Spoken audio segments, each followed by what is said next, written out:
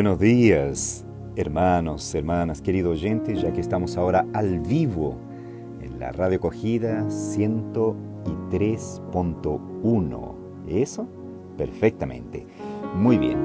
Entonces, en esta mañana, deja presentarme a aquellos que todavía no me conocen. Soy Rodrigo Ríos, soy pastor de la Iglesia Presbiteriana en el Brasil. Y en esta mañana nosotros estudiaremos la palabra del Señor en el libro de Jonás, capítulo 1. Y bueno, deje darle algunas informaciones en primer lugar para poder entender un poco mejor la palabra del Señor y el mensaje que Dios tiene para nosotros en esta mañana. En primer lugar, la gran mayoría, no todos, la gran mayoría de los profetas, ellos actuaron en la época de los reyes. En nuestra Biblia muchas veces no tenemos esa noción porque los profetas quedan más adelante del libro de los reyes. Entonces, Jonás fue un profeta que él actuó precisamente en el reinado de Jeroboam II, aproximadamente en el año 700, ya que este rey gobernó durante 41 años, precisamente en el reino del norte. En aquella época el reino de Israel ya estaba dividido. Estaba el reino del sur y el reino del norte. El reino del sur estaba la tribu de Judá y la tribu de Benjamín, y en el reino del norte estaban las otras 10 tribus de Israel. En el reino del sur, la capital era Jerusalén, donde estaba el templo, y en el reino del norte, bueno, hubo varias capitales, pero la principal fue Samaria. Muy bien. Entonces Jonás, precisamente, él vivía en la región del norte, que era llamada de Israel, el reino del norte. Y la palabra del Señor nos irá a mostrar que debajo de ese rey, de ese reinado, que ese rey gobernó 41 años, Dios lo llama para algo inusitado. Y esa es la palabra que me gustaría que anotara en esta mañana, que Dios no es como nosotros. Más una vez, Dios no es como nosotros. ¿Por qué? En primer lugar, anote ahí usted en su mente, en su cuaderno. Dios no es como nosotros porque Él actúa en lugares y en personas que nosotros no esperamos. Dios actúa y Dios usa personas que nosotros no esperamos. Mire lo que dice la palabra del Señor. Dice, vino palabra de Jehová a Jonás, hijo de Amitai, diciendo, levántate y ve a Nínive, aquella gran ciudad, y pregona contra ella, porque ha subido su maldad delante de mí. Bueno, usted me puede decir, pastor, ¿por qué una palabra inusitada? Bueno, vamos a entender un poquito de la situación geopolítica. En aquel entonces, así como en toda parte de la historia, a través de toda la historia, reinos han subido y reinos han caído. Y en aquella época, un reino estaba en ascensión y era el reino de Asiria. No venga a confundir con el reino de Siria. El reino de Siria, cuya capital era Damasco, es diferente. Él estaba un poquito más al norte, pero el reino de Asiria estaba un poco más al norte de Siria, cuya capital era Nínive. Muy bien. Este reino estaba cada vez más en expansión y cada vez más creciendo y creciendo, a punto de que estaba abarcando los otros reinos menores, los conquistando. Entonces, no era necesario ser un genio para que Jonás se diera cuenta que pronto el rey asirio colocaría su mirada precisamente en el reino de Israel donde él vivía. Entonces, cuando Dios lo llama, le dice, Jonás, yo te voy a mandar a un reino que es un reino enemigo. Los asirios no eran personas misericordiosas, no eran personas que se destacaban por su compasión, por su pasividad. Por el contrario, si nosotros vamos un poco a la historia, nosotros vamos a ver que los asirios eran extremadamente sanguinarios, extremadamente crueles, extremadamente salvajes en su modo de conquistar. Ellos no perdonaban niños, no perdonaban viejos, no perdonaban mujeres embarazadas. Ellos acababan y sometían rápidamente y cruelmente a los pueblos que ellos estaban subyugando. Entonces Jonás, él quedó como marcando ocupado, disculpa la expresión tan popular, cuando Dios le dice, bueno, yo te voy a mandar para que tú prediques y vayas a evangelizar a una nación que es muy probable que va a conquistar futuramente Israel. Y de hecho eso ocurrió en el año 722. Entonces, si nosotros estamos hablando del año 700, 740, 722, nosotros estamos hablando que 20 o 30 años después, de hecho Israel caería bajo las manos de Asiria. Bueno, eso es tema para otro día. Y Dios le dijo, levántate y ve a Nínive, aquella gran ciudad.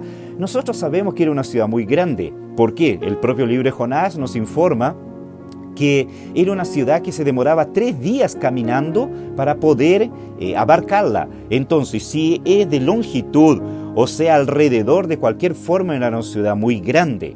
En el último capítulo sabemos, Dios dice que había más de 120,000 seres que no sabían distinguir entre su mano derecha e izquierda. Entonces eso nos habla de personas de menos de 2 años. Entonces menos de 2 años habían 120,000 niños. Entonces era una ciudad que nosotros podemos decir de 500,000, tal vez 600,000 personas. Era una ciudad muy grande. Y Dios le dije, levántate y ve a Nínive, aquella gran ciudad, y pregona contra ella, porque ha subido su maldad delante de mí. Dios actúa en lugares que nosotros no pensamos y en personas que nosotros no esperamos. Dios levanta un profeta nacionalista para ir pregar a un pueblo enemigo o un pueblo sanguinario que era muy probable, y de hecho de eso se cumplió, que después vendría a invadir el propio reino, la propia casa, la propia ciudad de Jonás. Bueno, en segundo lugar, Dios no es como nosotros porque Él dice lo que nosotros no esperamos que Él diga. Nosotros en esta mañana pensaríamos, ¿no? El Evangelio de Dios sería tan bien acogido por aquella persona que es piedosa, aquella persona es una persona buena, es un buen vecino, un buen compañero, es una persona que no hace mal a nadie. Esa persona sí va a recibir el Evangelio o es merecedora del Evangelio. Pero no es así. La palabra del Señor dice que Jesucristo vino a buscar a los perdidos, vino a buscar a los enfermos, vino a buscar a los pecadores, vino a buscar a aquellos de corazón duro, aquellos que le rechazaban, aquellos que andan fuera de sus caminos. Y es por eso que yo le digo que Dios no es como nosotros, porque Dios dice aquello que nosotros no esperamos que diga. ¿Y qué Dios dice en esta mañana? Si tú eres un pecador, yo vine a buscarte a ti. Yo vine a salvarte a ti. Si tú eres un perdido, yo estoy aquí para que encuentres el camino, porque yo soy el camino, la verdad y la vida. Y si tú dices, yo soy una persona que no necesito a Dios, que no creo en Dios, Dios te dice en esta mañana, tú necesitas de mí y yo voy a inclinar tu corazón para que tú creas en mí, me ames y me adores de todo tu corazón. Dios no es como nosotros, porque Él, en tercer lugar, no hace las cosas en la velocidad que nosotros las haríamos. La palabra de Dios nos informa en los versículos siguientes que cuando Jonás recibió ese llamamiento de Dios, se levantó no para cumplir, y sí para huir de la presencia de Dios a Tarsis. Parece que Jonás nunca leyó las palabras de David, Salmo 139, donde David dijo así, Señor, ¿para dónde huiré de tu presencia? ¿Para dónde miré de tu espíritu? Si yo subo a lo más alto, allá estás. Si yo voy a lo más profundo, allá estás. Tú estás en todos los lugares. Pero Jonás parece que era un poco cabeza dura. No entendía muy bien las cosas y dice que partió para huir de la presencia de Dios, que es imposible, para Tarsis. Bueno, entonces imagine conmigo un mapa. Está Jonás en el norte, aproximadamente en la región de Galilea, ¿tá?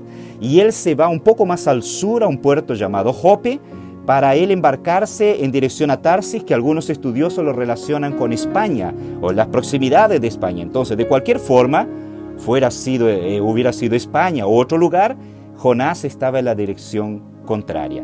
Él debería ir a su mano derecha y él fue a su mano izquierda. Él debería subir para el noreste y él fue para el sur, o sea, en la dirección opuesta. Yo le pregunto, ¿qué usted haría si fuera Dios? Yo creo que usted diría, no, a un desobediente lo quemaría, a un desobediente lo mandaría al infierno, a un desobediente yo lo destruiría. ¿Quién piensa que es Jonás para desobedecer al Dios Todopoderoso? Muy bien, Dios no es como usted y Dios no es como yo. Él tiene su propia velocidad para hacer las cosas. Él muchas veces tiene una paciencia que viene a apretar nuestro corazón y ver cómo Él tiene tanta paciencia que la Biblia llama esa palabra de longanimidad, una gran paciencia para con sus criaturas. Y dice la palabra del Señor, el versículo 4, pero Jehová hizo levantar un gran viento en el mar y hubo en el mar una tempestad tan grande que se pensó que se partiría la nave. Dios no es como nosotros porque Él gobierna todas las cosas. Dios demuestra su gobierno aquí sobre la naturaleza. Nosotros no podemos gobernar un viento, si no, no habrían huracanes. Nosotros no podemos controlar el mar, si no, no habrían tsunami. En fin, nosotros no controlamos la naturaleza, pero Dios sí la controla. Y Dios da la calma como Dios levanta la tempestad.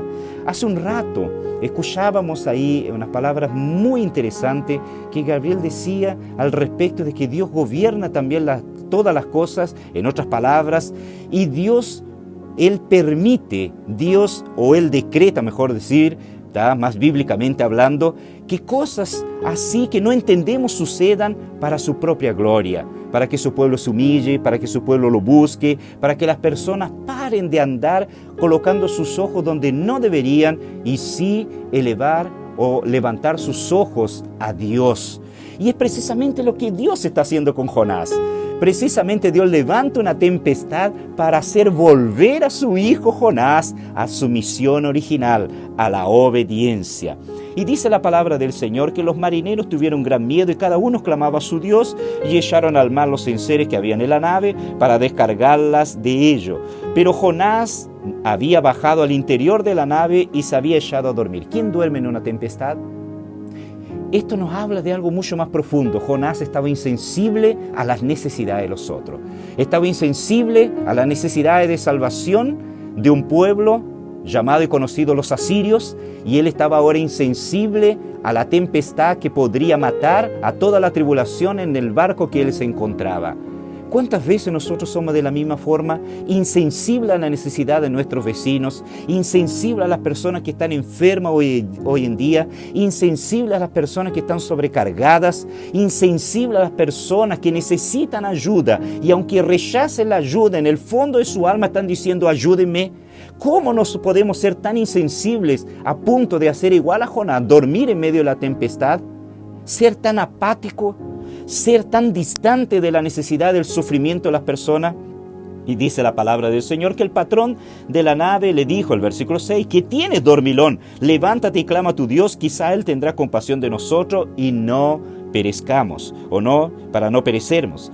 Bueno, y ahí viene algo interesantísimo el versículo 7. Dice que sus compañeros dijeron, vamos a echar suertes para que sepamos por causa de quién nos ha venido este mal, y echaron suerte y la suerte cayó sobre Jonás. Deje decir en este momento que Dios controla hasta los eventos que nosotros vemos como eventos casuales. Para Dios no existe casualidad, para Dios no existe suerte, para Dios no existe mala suerte. Dios todo lo gobierna. Entonces, si ellos lanzaron los dados o ellos colocaron palitos y cada uno iría a ver cuál sería el palito más cortito para ver quién era el culpado, Dios direccionó todas esas cosas parecidas tan casuales, tan fuera de control, que precisamente el palito más cortito le salió a Jonás. Y Jonás, el culpado, todo el mundo ya sabía que era culpado. Y ahora viene lo más precioso. Dios no es como nosotros, no solamente porque Él gobierna todas las cosas, sino porque Dios restaura. Y Dios restaura a través de preguntas. El versículo 8 dice así: y le dijeron a Jonás, ¿qué oficio tienes? ¿De dónde vienes? ¿Cuál es tu tierra? ¿De qué pueblo eres? Y aquellos hombres temieron sobremanera y le dijeron, ¿por qué has hecho esto? Porque ellos sabían que huía de la presencia de Jehová, pues Él lo había declarado. Por eso es que Jesucristo, antes de curar a un ciego, le decía, ¿qué quieres que te haga? Era obvio que Él quería recibir la vista. Pero Jesucristo, Él nuestro Dios, Él requiere una confesión. Y esa confesión es necesaria hacerla. ¿Tú te reconoces pecador? ¿Reconoces que estás perdido? ¿Reconoces que necesitas de ayuda? ¿Reconoces que necesitas de salir de esa situación y tú ya no puedes salir de esa situación? ¿Necesitas un socorro? Es eso. Dios restaura a través de las preguntas. ¿Cómo estás hoy? ¿Cómo está tu relación con Dios? ¿Reconoces a Dios como el creador de los cielos y la tierra? ¿No te has dado cuenta que las situaciones difíciles Dios también las envía para que nosotros elevemos nuestros ojos al Dios bendito? Y ya partiendo para la parte final, dice la palabra de Dios que Él dijo: Jonás, yo tengo la solución. En el versículo 12 dice: tomadme y echadme al mar, y el mar se os aquietará, porque yo sé que por mi causa ha venido esta gran tempestad sobre vosotros. Y ellos hicieron todo lo posible para no lanzar a Jonás en el mar, pero no hubo caso, no pudieron, porque cuando la mano de Dios está ahí, la mano del hombre no puede intervenir. Cuando la mano de Dios está a favor, nadie puede impedir. Pero cuando la mano de Dios está contra, nadie puede levantar la mano de Dios. Escuche esta mañana este mensaje de Dios. Y dice que lo tomaron, versículo 15, lo echaron al mar y el mar se aquietó de su furor. ¿Hubo salvación para quién? Para los marineros. ¿Hubo salvación para quién? Para Jonás, porque él fue tragado por un gran pez, no dice una ballena, un gran pez que Dios ya lo había preparado. Él no murió, no murieron los tripulantes, no murió Jonás, y tampoco morirían aquellas personas a la cual Jonás iría a predicar el Evangelio del Señor. En esta mañana yo quiero concluir diciéndote que Dios no es como nosotros, Dios no es como tú, Dios no es como yo, Dios es mucho mejor, infinitamente misericordioso, infinitamente gracioso, infinitamente amoroso, mas es infinitamente justo también. Y en esta mañana Dios te pregunta, así como ellos preguntaron a Jonás: ¿cómo ves tu alma? ¿Cómo ves tu situación? Y la pregunta más importante que yo hago en esta mañana es: ¿qué vas a hacer al respecto? Yo quiero invitarte para que tú puedas decir: Jesús, necesito de ti como mi Señor y mi Salvador. Dirige mi vida, comanda mi vida, conduce mis pasos, salva mi alma, perdona mis pecados, restaura mi vida. Te quiero a ti en mi vida. Nada es más importante para mí. Amén.